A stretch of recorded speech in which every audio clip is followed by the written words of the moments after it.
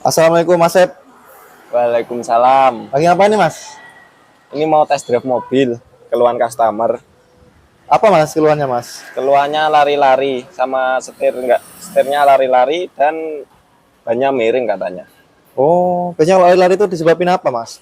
Untuk lari-lari kita lihat dulu, yang pertama kita cek kaki-kakinya dulu terlebih dahulu, terus kemudian kita tes dulu untuk sporingannya. Oh gitu. Berarti ini mau tes drive Mas ya? Ya, mau tes. Oke Mas, saya ikut tes drive boleh Mas ya? Siap, monggo. Tes drive-nya di jalan gimana Mas? Jalan jelek apa jalan lurus ini Mas Sep?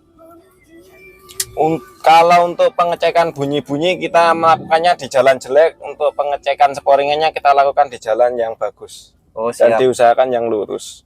Gitu Mas ya? Iya. Oke Mas, lanjut Mas. Biasanya sporing itu dilakukan setiap periode berapa kilometer Mas? Atau gak ada periodenya pas nunggu nggak enaknya gitu atau gimana Mas? Biasanya sporing itu kita lakukan berkala itu di periode 10.000 sampai 15.000. Oh gitu Mas ya? Iya. Gimana Mas Sep? Lari-lari Mas? Ini hasil tesnya mobilnya lari ke kiri. Oh lari ke kiri Mas? Iya, jika setir dilepas. Coba Mas, sampean setirnya dilepas Mas. Bentar, ada kendaraan. Nah ini pas posisi sudah kosong. Nah, seolah-olah kendaraan lari ke kiri. Oh iya. Bahaya Mas ya gini Mas ya? Bahaya, bisa mampir ke rumah orang ini. Wah, kalau diteruskan. Berarti lanjut ke sporing berarti Mas ya? Dicek Ya. kaki dulu Mas ya? Ya, terlebih dahulu kita pastikan untuk kaki-kakinya harus sehat biar maksimal hasilnya. Oke, siap Mas Septian. Ini sebelum melakukan sporing, kita lakukan pengecekan kaki-kaki terlebih dahulu.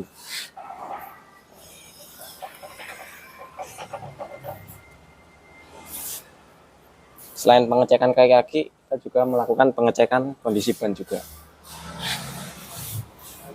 Nah, untuk ban seperti ini yang dapat membuat masalah atau membuat sporingannya nanti jelek.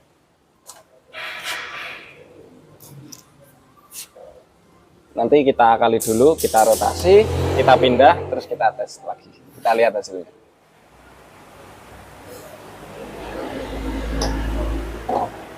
Wah. Mas Sep, ini lagi apa Mas? Ini proses balancing, bisa dilihat prosesnya seperti ini.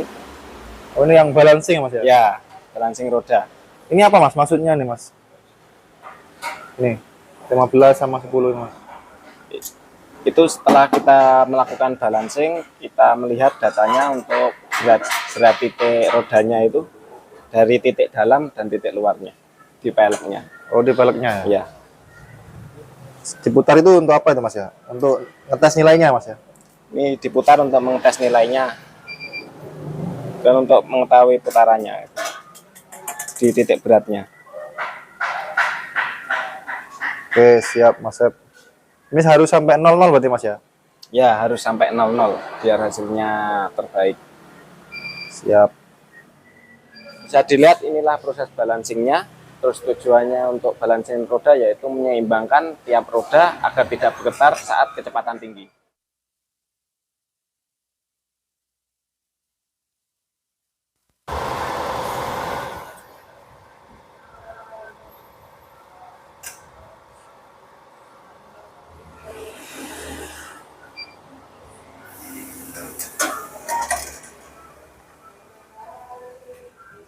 Gimana Mas? Sudah balance Mas ya? Sudah, ini angkanya sudah menunjukkan 0, 00, dan yang kiri juga 00.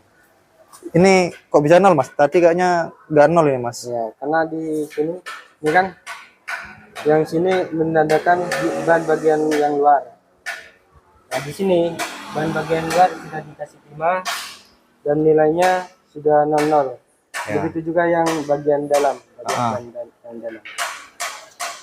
Bagian dalam mana Mas?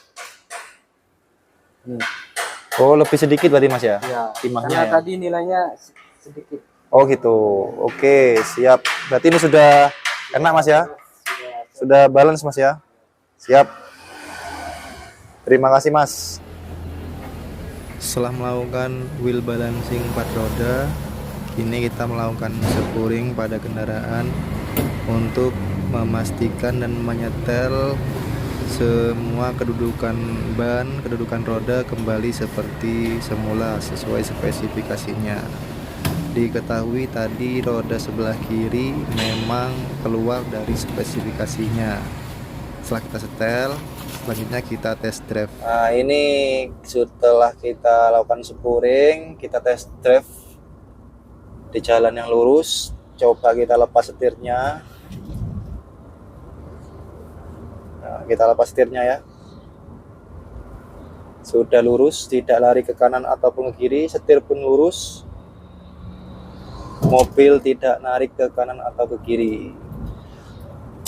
Jadi kesimpulannya, spuring itu adalah untuk menyetel kembali kedudukan keempat roda sesuai dengan spesifikasi standarnya atau spesifikasi pabriknya. Ya Mas ya?